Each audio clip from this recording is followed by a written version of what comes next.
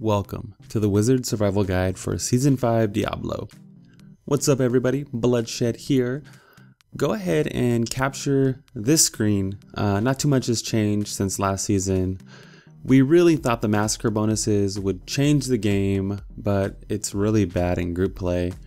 Every single member has to do damage to the mob to get credit, and through my testing with friends, sometimes you get nothing. So bad for groups this time around, but it's definitely viable for you solo dolos out there.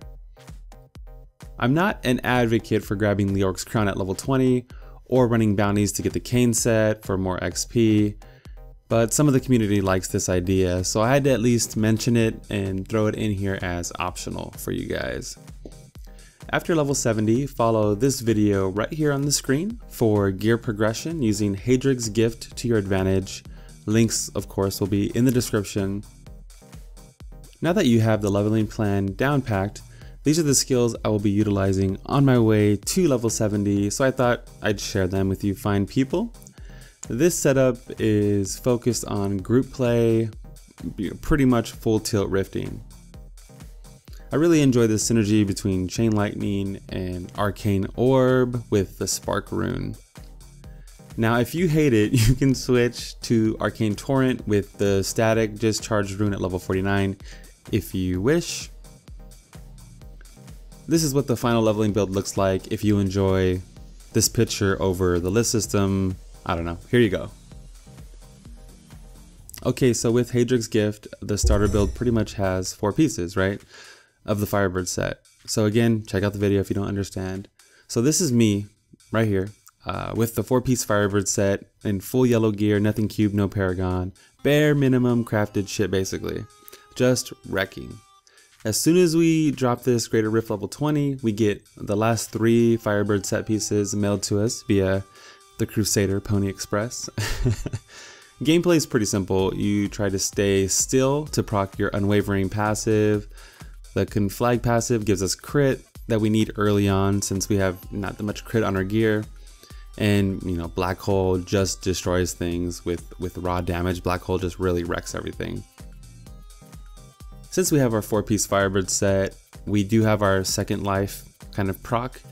Just in case, Stone Slinger drops the hammer on our ass or, I don't know. So yeah, life is good early on. We get our set very early. I threw together this shopping list of items just to look out for in case you need a refresher. They're also needed in the next 2 builds I'm going to spotlight here. The furnace is in there just because it's the furnace and I feel like we will need it eventually. Once we get our 6th piece of gear, T6 should be no problem. As we complete the build and get more items, more torments start to open up for us. Let's highlight some big armor pieces here, starting with Hergbrash Binding.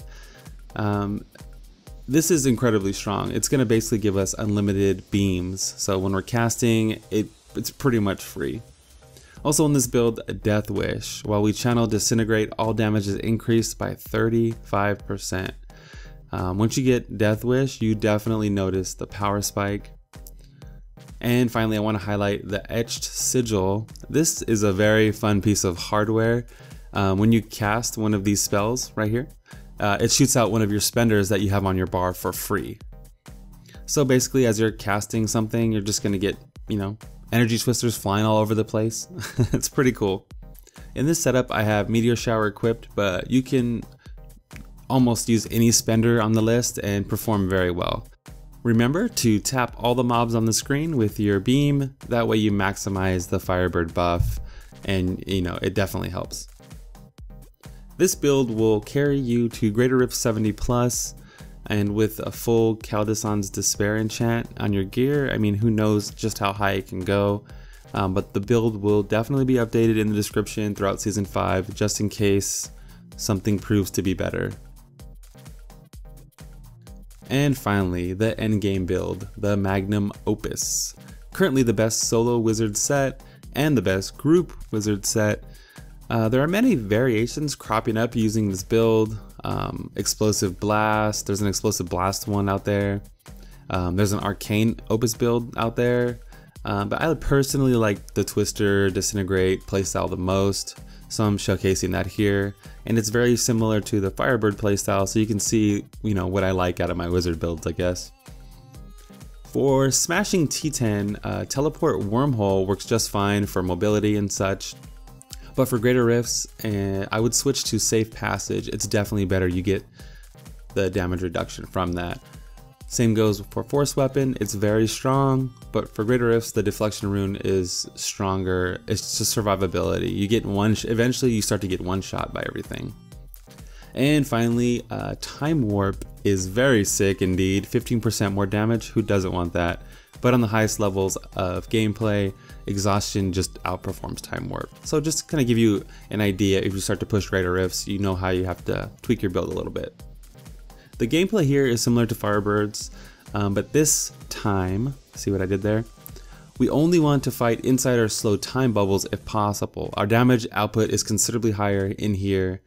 This footage you're looking at is from the PTR. I'm only Paragon 128, all non-ancient gear, baseline gems, no Kaldasans or anything like that. And even this early on in character progression, I'm able to truck along through Torment 10.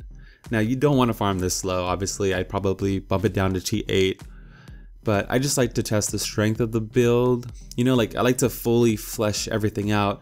That way when you guys check it out and you copy the build or whatever, like the outcome completely exceeds your expectations, is what I'm trying to say. This endgame build is the most volatile at the moment though. So like I was saying earlier, there are so many variations cropping up.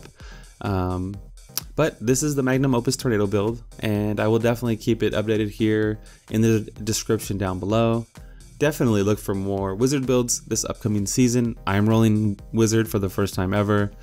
It's no secret, I don't play much of the mana classes, but I like these two beam builds, and yeah, it's something I can play for hours. I've already played it for hours on the PTR, and I know I can just, you know, Diablo and chill with these builds, baby, you know? Anyways, guys and girls, I really hope you enjoyed the video. If you get a second, follow me at twitch.tv/bloodshed and subscribe to my YouTube channel for more content. In less than 2 months, I know I've been saying it, in less than 2 months now, I'm going to be doing this full time, and you can expect more fleshed out guides like this. And I'm going to try to push for all the classes. So I'm going to be playing all the classes, making content for all the classes, just coming up here shortly. It's going to happen. Anyways, guys, this is Bloodshed, and I'm out. Peace.